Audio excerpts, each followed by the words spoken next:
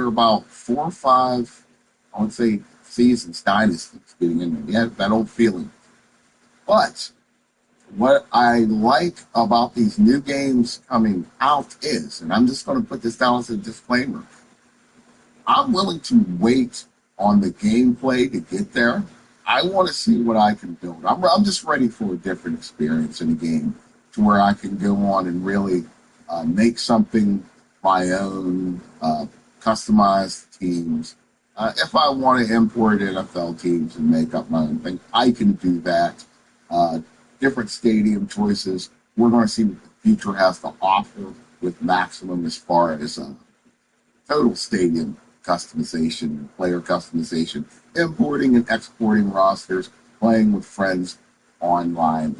It just seems like at this point the new frontier to me. I'm just bored, honestly, with anything that EA has to offer. And almost the NFL to offer. And that's why, honestly, I really do believe that the NFL needs to open up the license and let other people make NFL branded simulation style games, because EA has done a lot of damage to the brand. But anyway, let me get back on point. And ESG is another game that I'm looking at. I really want the experience of something kind of like it almost sounds like a football MMO. You get on there, 11 of your friends, you play on teams. It's going to be like the park. And just to add that different aspect to the game, a little bit more depth, a little different style, different way of playing football. Playing against all live players, not glitching out the AI anymore. So, people who are good, they're actually good. They're just not exploiting some mechanic because you're against another just live user. And just the way that football's played, it's a contact sport. Not a lot of finesse in there. It's more about the grit and hitting, put people on the ground, pause. But anyways, I just want to kind of get this out there so people could just start thinking, we've been doing the same thing with EA branded, quote unquote, simulation style football games for too long now. And I think it's time to kind of put them to bed. And this is just my personal, put that on the bed, maybe still play it a little bit here and there. But let's embrace the new things that are coming on and actually have patience.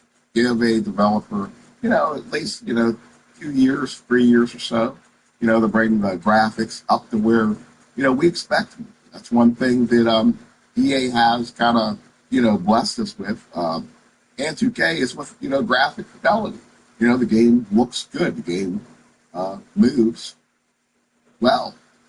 If you look at it, Madden is absolutely beautiful. There's no denying. Anybody that says anything other than that, it's just not making sense in my book. The problem always has been with EA branded football is just how it plays. Super arcade. Nothing wrong with that. But, you can only take so much of it when you're somebody that's in this space looking for a simulation style game, which Madden is labeled as. You're only going to take so much of the arcadey style, super arcadey style. No knowledge of the game in that before you're like, okay, I'm bad. I don't care how good it looks. I'm just ready for what comes next. Something has to come next. And I think that Maximum Football has a chance to be that something, to form its own little crowd of what comes next. Madden's always going to have its slice of the pie in this arena, but there's room for others to expand upon and make better in the simulation part of the world. But just a thought, and until next time, hello and welcome back to the channel, Gridiron Gamers out there. And today, let me take a little pause and say this. Before I get any further into this video, I just want to clearly state that this video is for simulation football game enthusiasts and gamers who want the closest representation of the game of football as possible. Clearly state that we can avoid some of the hating and some of the things that you might disagree with that is in this video. And number two, Madden and EA College Football 25 have once again showed us that the company is either incapable or unwilling to make a title that respects the X's and O's of the game of football. And let me clearly once again state this. This is, in my opinion, what the next quote unquote true simulation football game needs to have in it to be a true sim football. But without further ado, without me yapping or blabbing, let's get right into it. Now, in this video here, we're trying to define, or actually not trying to, we are going to define what makes a football game simulation. So I just chose to go somewhere simple here, and let's start off with what defines a simulation game. And this is the definition that I found on interwebs, and it says, simulation games are a genre of games that are designed to mimic activities you see in the real world. The purpose of the game may be to teach something. For example, you could learn how to fish. So basically that's telling you all of the mechanics that are required to be a proficient fisher. I think that would be a correct train of thought. So in a simulation football, what needs to be in it is something that makes you a better player, coach, simulation player of football, whatnot. But you should be learning the game of football. It's not a glitch thing. It's like I understand what the offense line is. I understand quarterbacks. I understand that if this pass play is a 3-step drop because it's all about timing, or if it's 7 steps, if I can get through all my reads. Well, we are about a $50 cab ride away from Midtown all the way Manhattan to at the MetLife Stadium in field, East Rutherford. let crossers go, throwing it back across your body. Let's bring back play safety a lot more, and you can be locked in on the quarterback. You know, look, if you're playing somebody and they have a subpar quarterback, you know, you can really lean, excuse me, coughing, on the play of your safety, looking at the quarterback, seeing where his eye is, or looking at our pass. You know, now, would it be as effective when you play somebody that's Peyton Manning or Tom Brady who can see the whole field?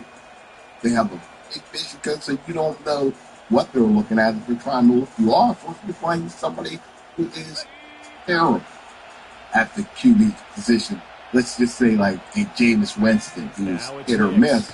You know, you get lucky.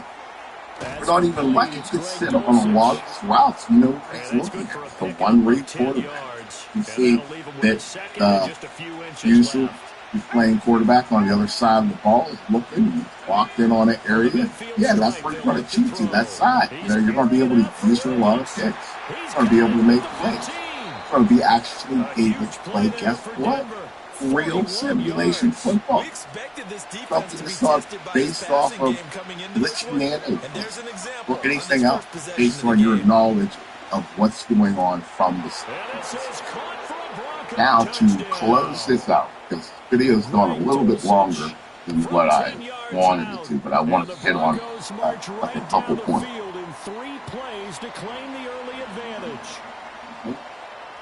I don't miss piloting this thing up, so one thing I've not missed about the game. Look out. What's attacking me? Run away! And beyond the 20, but not by much. In fact, just a yard pass there to the 21. For Rodgers and the Jets now with a 1st and 10 at their own 21. Oh. Paul ought to give up the middle. And they'll get to him quickly just a yard to the 22. I'm the refrigerator, man. The refrigerator. We knew that flag was coming. Yeah, offsides, easy call, mark off the 5, and keep it moving. Throwing is Rodgers. Looking left side, he's got a man. That's Hall. 7 yards there, good enough to move the sticks. Great, We'll see great, what kind of mindset they have here offensively after giving up the touchdown on the opening drive. And based on our time with them, you know, prior to this game, I feel like they've got a good mindset going in. In fact, the discussion that we had with the coaching staff was, you know, we may give up some points in this game, so offense has to be ready. The coaches were still inspired.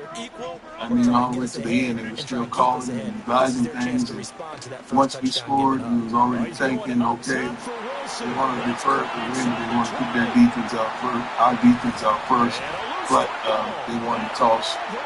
And it went from there. I don't like how it played out, but I love the results.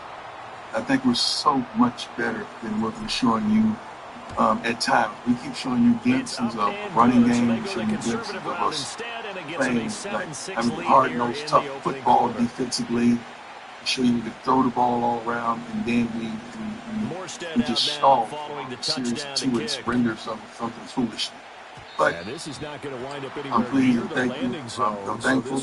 One step closer to getting this Peggy to bowl game, so I'm really proud of that. I want to apologize to the opposition where we swung the field, and I didn't get an opportunity to go and shake the head coach's hand, but I did try to go into the locker room and wait it out until he came out. But I don't think they got the word to them because it's not professional. I want to shake his hand and be honest.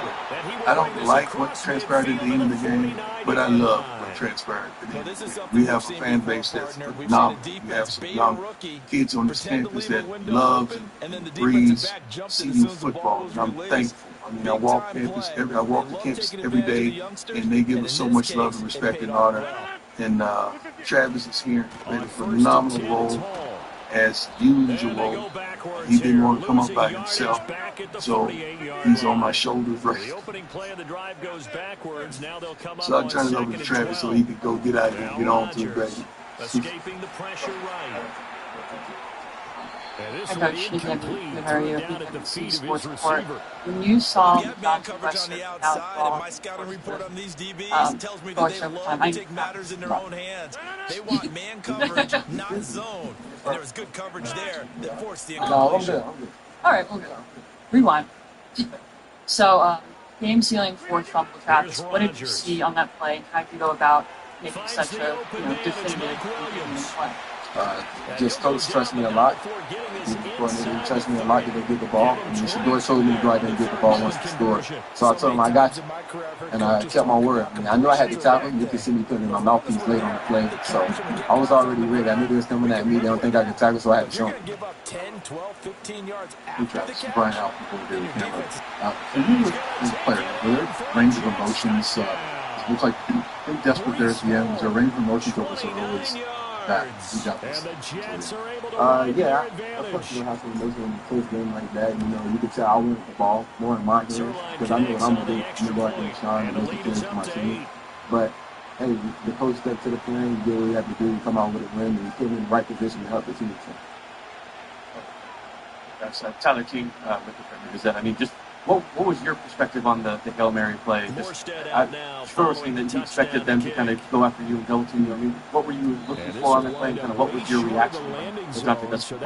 I told Coach, let me go to the stop by myself because I'm expecting the ball to go over there already. Given the dramatic nature of this victory, is this the type of win that can kind of catapult you guys that can have very successful runs? Yeah, we know this first time we know we got what we're going to do. We're going to come out and play, make a play, and like Coach said, it helps us a lot. But at the end of the day, we still didn't want to win a game like that. We want to go out and get a game. That's not the way we want to win. We want to go out and play how we should. Travis, does it help you playing both sides of the ball? I notice your technique is terrific on offense. Having that advantage of seeing both sides of the ball the way you do is phenomenal the way you play the game. Does it help playing both sides with technique on both sides? Because I think it does, especially on the defensive side. I see you read receivers because you are a receiver. Does that kind of put things... I mean, I may not stretch it too much, but I think that you have an advantage. You're an amazing player. Yeah, I definitely have an advantage in doing both sides of the ball. I mean, I can know what type of routes they're getting from each split because I know what type of route I would run from each split. So I just know how to shut down the receiver, and I just go out there and play. Travis, after the game was over, we saw you did the celebration from Kai. Can you just talk us through that moment? Yeah, I did it. No, I had to do it. I mean, I gave him from myself. I made a big play. I was going to do a celebration, so I did it for him. Shout out to Kai, too. Coach Travis, I'm Balin Weiss with Discover Sports. Coach, at the end of your Coach Prime docuseries last year, you said that last season was a year of hope, but this year was a year of expectation. Like, touching on both you guys, how do you guys think you guys have played up to those expectations in this 3-1 start? Yeah. I mean, we still have more to go. We still have more to do. We still got to improve. I mean, like we said, we don't like the outcome of the game, but we love the outcome of the game because they show that we have the effort. We're going to fight to the end till the clock says 0-0. So, I mean, we still got expectations for our team, and we don't want no games to be close, but we still came out with the dub, so we have to get the dub. Alex Schmidt's My Life Sports Radio. Final word. Guys, the 12th man tonight, they didn't leave. They were there the entire game, guys. And that was amazing. It was raining, Coach. It was raining a little bit. Thank you for your show. Yeah, no, well, that's over here. Yeah. But hey, listen, guys, that was amazing. I was sitting back with Mr. Snyder over here, and we were watching it, and it was amazing. Just congratulations on a tremendous victory. Starting the Big 12 the way you guys started tonight. That's what's up.